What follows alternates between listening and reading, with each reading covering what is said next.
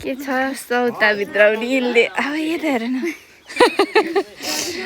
कस्तो भइरहेको तिमीलाई केही नि भएको छैन बेहुलो बेहुलो आजको हाम्रो बेहुलो है अर्की बुढी बिहे गर्दै हुनुहुन्छ उहाँले सासू कस्तो लागिरहेको कान्छी बुहारी लिएर आउन यिनी त धुक्कभर चियाबारी चिन्छ के हो सौता ल्याउँदा नि कति खुसी भयो के हो सौता ल्याउँदा नि कति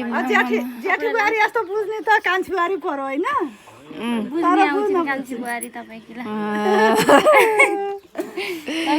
रोइ होइन अमिला खै दुबा आमालाई होइन यही हो